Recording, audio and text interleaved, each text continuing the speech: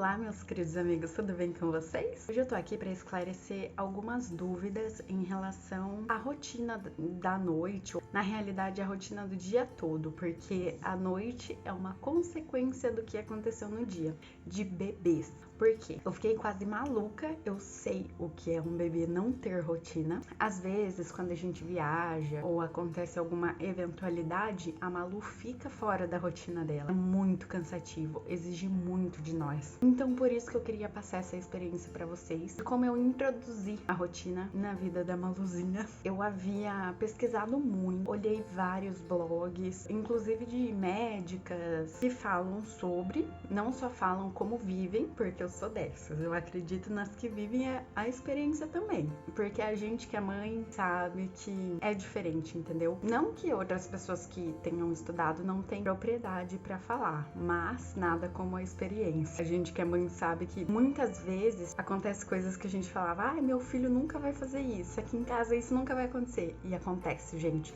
Acontece, não adianta. Enfim, como que eu introduzi a rotina aqui em casa, como eu fiz a Malu começar a dormir a noite inteira. Muitos riam de mim. Minha mãe tava aqui e tudo mais, né? Porque ela foi uma rede de apoio gigantesca na minha vida. Em relação a Maria Luísa, cuidou dela sempre foi eu. Aí depois, quando ela tinha uns 7, 8 meses, entrou uma pessoa aqui pra me ajudar a olhar ela, das 11h30 às 4h30. Mas só esse horário pra eu conseguir fazer o meu trabalho. Trabalhos que eu não consigo fazer junto com ela, entendeu? Por exemplo, na internet. Eu mexer no computador com ela já era. Vamos focar, Giovana. Quando ela tinha lá pros seus 2, 3 meses, gente, antes disso, tipo, é impossível por rotina. Eles acordam pra se alimentar a todo instante, principalmente se o seu bebê mama no peito. É muito difícil, mas eu creio que é nessa época que a gente começa a introduzir essa rotininha, sabe? Foi o que eu fiz. Eu comecei todo dia, era 6h30, 7 horas no máximo. Eu já dava um banho na Malu, já dava o mamazinho dela, já ia fazendo toda uma rotininha. Tentei fazer até a Chantala, a famosa Chantala, né? Mas com ela não deu certo, ela não gostou. E sim, vai de bebê para bebê, não são todos os bebês que gostam disso. A Maria Luísa é um exemplo enorme disso. Teve até uma das médicas que eu sigo, ela falou assim que um filho dela adorava, o outro detestava. Então, tipo, vai de criança para criança.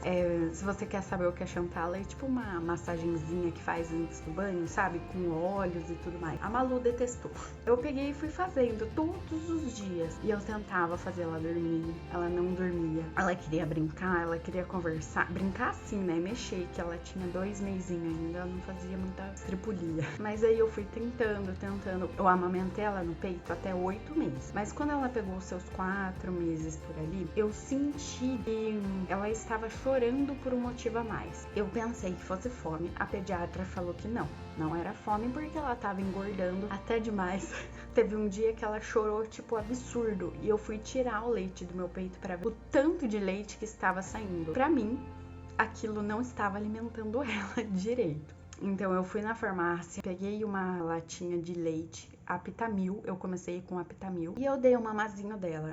Gente, sério, ela dormiu que nem um anjo a noite inteira. Ela tinha 4 meses, lembrando. Eu fiz a rotina do sono, comecei a fazer com 2 meses. E aí, eu senti que a partir desse dia, tipo assim, o dia inteiro eu dava o leite do peito, chegava ali umas 11 horas da noite, mais ou menos, eu dava esse Aptamil. Gente, pelo amor de Deus, não tô tentando fazer ninguém desmamar, tá bom? Pelo amor de Deus, o leite materno é essencial até os 2 anos, a gente sabe disso. Mas foi o que funcionou aqui em casa. E eu acredito sim que talvez pode ser que ela estava com fome, porque o leite materno, a gente pode até perceber que ele é muito mais leve. Você coloca do lado da fórmula, né, do Aptamil, ele é muito mais leve do que o Aptamil. Então eu acho que enche mais eles e eles conseguem dormir por mais tempo. Eu acredito que foi essa junção de coisas, sabe, em relação tanto ao leite quanto ao eu tentar fazer essa rotina desde que ela tinha 2 meses. Eu já vinha tentando. Na verdade, eu tô lembrando agora, desde que ela nasceu, eu sempre tentava fazer com que ela diferenciasse.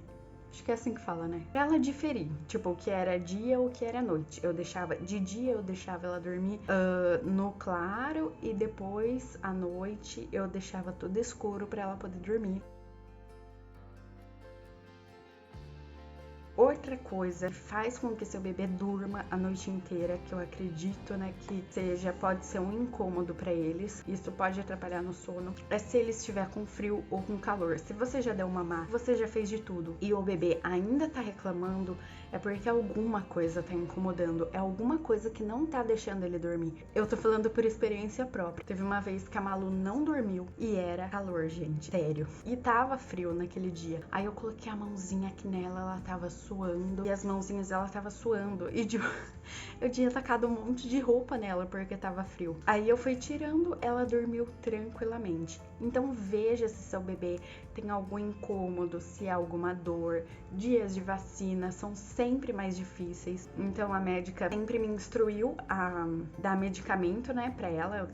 Ela falava pra eu dar o Tilenol ao bebê uns 15 minutinhos antes da vacina, pra que ela não sentisse muita dor, né, depois e tal, não sentisse a dor da vacina, passasse o gelinho, né, ali onde pegou a agulha, né. Enfim, eu acredito que tudo é um conjunto de coisas. Toda essa rotina do sono pra criança poder dormir, eu acredito que é isso, é um conjunto de coisas. É a persistência também, gente. Ai, mas e se um dia, esporadicamente, sair da rotina? Gente, direto acontece isso aqui em casa, direto tem algum evento, alguma coisa pra gente fazer e tal, e a gente precisa sair da rotina. A Malu, ela fica muito chata, gente, tadinha. E a culpa não é dela, porque ela está acostumada com uma rotina. Vocês já viram muitas vezes, né? Eu já mostrei pra vocês como que é a rotininha dela da noite, que dá lá umas 6:30, 7 horas, ela janta, depois ela toma o banho, aí eu espero um pouquinho, dou um mamazinho pra ela ali umas 8 horas, no máximo 9 horas ela tá dormindo. Mas eu tô ainda achando que é meio tarde, quis mudar pra um pouquinho, é 1 hora mais tarde do que eu fazia, fazendo a mesma coisa, só que 1 hora mais tarde. Nos domingos a gente tem culto, né? Às terças-feiras também a gente tá indo na igreja, então eu acredito que seja melhor pra ela não mudar tanto de horário, sabe? Porque a gente chega um pouquinho mais tarde.